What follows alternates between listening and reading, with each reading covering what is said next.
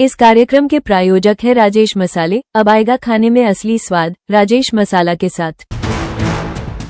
दोस्तों, जिस फॉर्मूले पर काम करके बिहार में बीजेपी ने सरकार बनाई, अब उसी फॉर्मूले को उत्तर प्रदेश में आजमाने की तैयारी चल रही है। दोस्तों, इस बार यूपी विधानसभा चुनाव के लिए भारतीय जनता पार्टी की तैयारी पक्की है।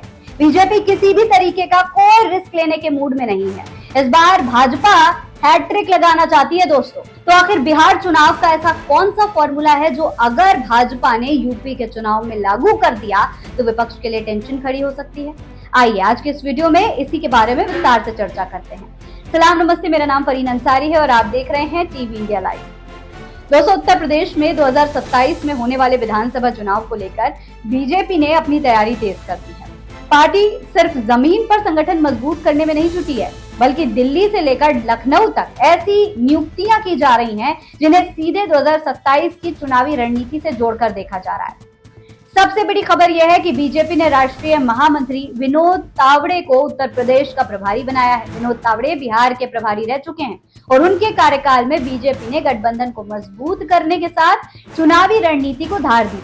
यही वजह है कि यूपी में उनकी नियुक्ति को बीजेपी के बिहार फॉर्मूले से जोड़कर देखा जा रहा है। दोस्तों, विनोद तावड़े 2022 में बिहार के प्रभारी रहे। इस दौरान उन्होंने संगठन को मजबूत करने, सहयोगी दलों के साथ तालमेल बढ़ाने और तो और चुनावी रणनीति तैयार करने में बहुत अहम भूमिका निभाई थी। महाराष्ट्र में भी वो लंबे समय तक संगठन में एक्टिव रहे। वो राज्य सरकार में मंत्री रह चुके हैं और विधान परिषद में नेता प्रतिपक्ष की जिम्मेदारी भी संभाल चुके हैं। यानी बीजेपी का केंद्रीय नेतृत्व उन्हें एक ऐसे नेता के तौर पर देखता है जो संगठन, गठबंधन और चुनावी मैनेजमेंट तीनों को संभाल सकता है।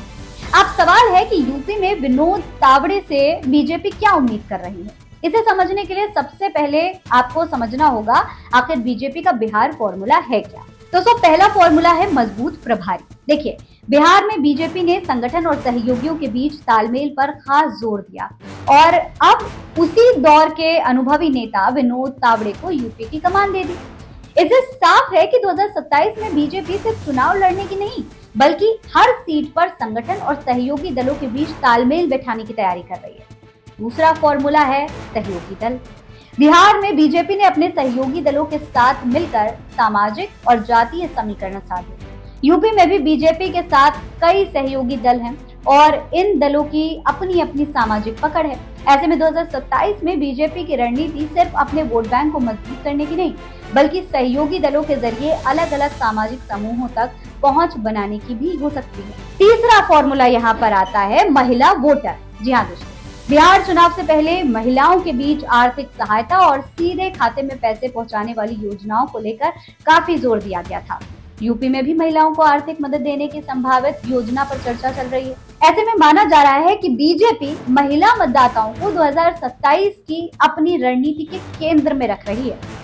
लेकिन ये पूरा मामला सिर्फ विनोद तावड़े तक सीमित नहीं है। दोस्तों, देखिए, बीजेपी के राष्ट्रीय अध्यक्ष नितिन नवीन की नई टीम में यूपी से कुल 8 नेताओं को अहम जिम्मेदारी दी गई है और ये बात मैं आपको पहले की खबर में भी बता चुकी हूँ कि अगर आप इन चेहरों को ध्यान से देखें तो इसके जरिए बीजेपी की सोशल इंजीनियरिंग की तस्वीर आपको साफ साफ दिखाई दे जाएगी। स्मृति ईरानी और हरीश द्विवेदी को राष्ट्रीय महासचिव बनाया गया है। रेखा वर्मा और तारिक मंसूर को राष्ट्रीय उपाध्यक्ष की जिम्मेदारी मिली। डॉक्टर भोला सिंह और संगीता यादव को राष्ट्रीय मंत्री बनाया गया। अमरपाल मौर्य को बीजेपी ओबीसी मोर्चे की कमान दी गई और कुंवर बासित अली को अल्पसंख्यक मोर्चे का अध्यक्ष बनाया गया। अब जरा इन चेहरों के सामाजिक समीकरण को भी समझ लीजिए। देखिए, रेखा वर्मा कुर्मी समाज से आती हैं, संगठन में काम करने का लंबा अनुभव है उन्हें। तारिक मंसूर अलीगढ़ मुस्लिम यूनिवर्सिटी के पूर्व कुलपति हैं और मौजूदा समय में MLC भी हैं। डॉक्टर भोला सिंह बुलंदशहर से 3 बार सांसद रह चुके हैं और खटिक समाज से आते हैं। संगीता यादव को भी राष्ट्रीय मंत्री की जिम्मेदारी मिली है। वहीं अमरपाल मौर्य को ओबीसी मोर्चे की कमान देकर बीजेपी ने पिछड़े वर्गों के बीच संगठन को और मजबूत करने का संदेश दिया। दूसरी तरफ कुंवर बासित अली को अल्पसंख्यक मोर्चे का अध्यक्ष बनाया गया। यानी पार्टी एक साथ ओबीसी, महिला, दलित, मुस्लिम और दूसरे सामाजिक समूहों तक अपनी पहुंच बढ़ाने की कोशिश कर रही है। अब इसे सिर्फ संगठन का विस्तार मानना मुश्किल है दोस्तों, क्योंकि यूपी देश का सबसे बड़ा राजनीतिक राज्य है और यहाँ 2027 का चुनाव बीजेपी के लिए सिर्फ सत्ता बनाए रखने का चुनाव नहीं होगा, ये लगातार तीसरी बार सत्ता में वापसी की लड़ाई है। और यही वजह है कि राष्ट्रीय टीम में यूपी के 8 चेहरों की मौजूदगी भी खास मायने रखती है। बीजेपी की नई राष्ट्रीय टीम में कुल 65 पदाधिकारी हैं, जिनमें 11 महिलाएं हैं। इनमें यूपी से 8 नेताओं को महत्वपूर्ण जिम्मेदारी मिली है। राष्ट्रीय उपाध्यक्ष के 13 पदों में से 2 यूपी को मिले हैं। राष्ट्रीय महासचिव के 8 में से 2 यूपी को मिले हैं। राष्ट्रीय मंत्री के पद पर भी यूपी के 2 चेहरे हैं और इसके अलावा 2 मोर्चों की कमान भी यूपी के नेताओं को दी गई। यानी संदेश सीधा सीधा सा ये है कि बीजेपी के राष्ट्रीय संगठन में उत्तर प्रदेश को अहमियत दी जा रही है, ताकि जनता को सीधे सीधे ये मैसेज पहुंचाया जा सके कि भारतीय जनता पार्टी हर समुदाय के साथ है, हर समुदाय तक अपने पहुंच बनाने की कोशिश कर रही है। लेकिन असली सवाल ये है कि बीजेपी की ये पूरी रणनीति जमीन पर कितनी असर डालेगी, क्योंकि यूपी में मुकाबला सिर्फ बीजेपी और विपक्ष के बीच में नहीं है। यहाँ जातीय समीकरण, क्षेत्रीय मुद्दे और बेरोजगारी, किसानों के मुद्दे, युवा, महिलाएं और तो और उससे भी बड़ी जो स्थानीय उम्मीदवार हैं, जो स्थानीय संगठन है, उनके साथ में एक तालमेल बिठाना भाजपा के लिए सबसे बड़ी चुनौती है। ऐसे में विनोद तावड़े के सामने सबसे बड़ी चुनौती यही होगी कि दिल्ली की रणनीति को लखनऊ और फिर बूथ स्तर तक कैसे पहुंचाया जाए। उन्हें यह भी देखना होगा कि सहयोगी दलों के साथ सीटों और सम्मान का तालमेल बना रहे, अलग अलग सामाजिक समूहों के बीच बीजेपी की पकड़ मजबूत हो और संगठन के भीतर कोई ऐसा असंतोष न पैदा हो जो चुनाव के वक्त नुकसान पहुंचाए। वहीं बीजेपी की नई राष्ट्रीय टीम में शामिल यूपी के 8 चेहरे भी सिर्फ पद पाने वाले नेता नहीं हैं। आने वाले समय में इनकी भूमिका यूपी के अलग अलग सामाजिक और राजनीतिक समूहों तक पार्टी की पहुंच बढ़ाने हुए देखी जा सकती है।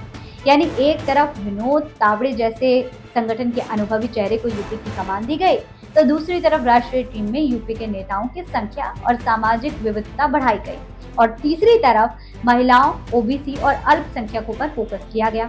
ऐसे में क्या बीजेपी 2027 के लिए जो बिहार का फॉर्मूला यूपी में आजमाने जा रही है वो कितना कारगर साबित होगा, ये आने वाले समय में साफ हो जाएगा। लेकिन फिलहाल इतना जरूर कहा जा सकता है कि भारतीय जनता पार्टी किसी भी तरीके का रिस्क लेने का बिल्कुल भी मूड में नहीं है। इस पूरे मामले पर आप क्या कहेंगे, कमेंट बॉक्स में लिखकर हमें जरूर बताएं। ऐसी और तमाम खबरें देखने के लिए चैनल को सब्सक्राइब करना ना भूलें। जय हिंद, जय भारत।